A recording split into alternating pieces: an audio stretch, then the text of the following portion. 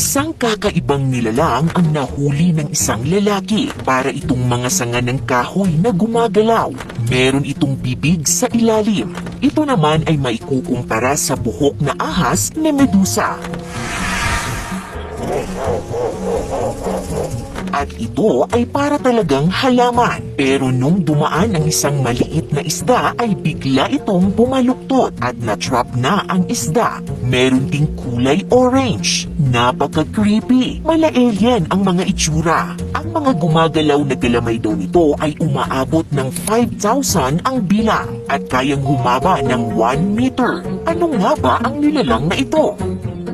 Ito ay tinatawag na basket star. Mukhang mapanganib tingnan pero ang totoo, ito po ay harmless. Matatagpuan sila sa iba't ibang panig ng mundo, partikular na sa cold to warm waters mula northern hanggang southern hemisphere sa lalim na up to 1,800 meters. Isa itong invertebrate. Ibig sabihin, wala silang backbone. Though tinatawag ito ng iba na starfish, pero hindi po ito starfish. Malapit na kamag-anak lamang po nila ito. Sila ay isang uri ng echinoderms na siyang kinabibilangan din ng mga starfish, sea urchins, feather stars, sand dollar at sea cucumber. Ayon sa National Institute of Water and Atmospheric Research, ang basket star ay isang klase ng brittle star. Upgraded version nga lang itong basket star. Tulad ng brittle star, meron itong 5 arms o galamay. Pero mula sa 5 galamay na ito ay tutubo naman ang iba pang maliliit na galamay na tinatawag na tendrils. Ito ay napaka-flexible. Ayon sa Monterey Bay Aquarium, kayang lumaki ng basket stars ng hanggang 75 centimeters kung naka-extend ang kanilang mga galamay.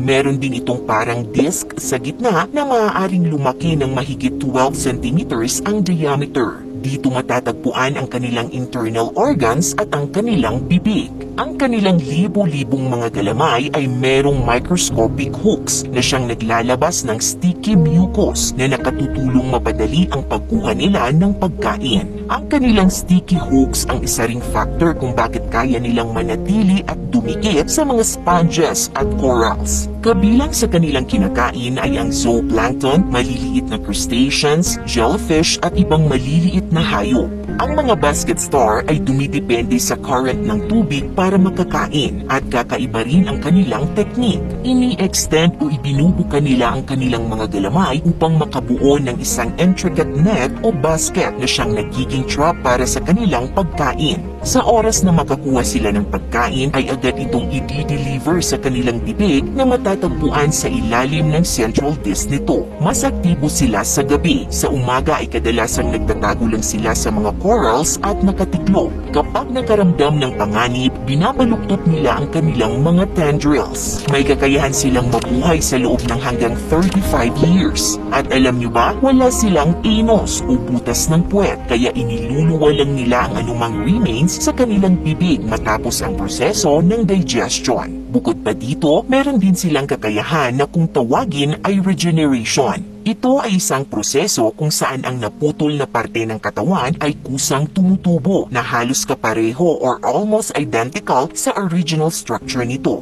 Nagagamit nila ang kakayahang ito sa tuwing inaatake ng predator. Kapag nahawakan o nahuli sila ng predator, ay agad nilang puputulin ang nahawakang galamay para makatakas.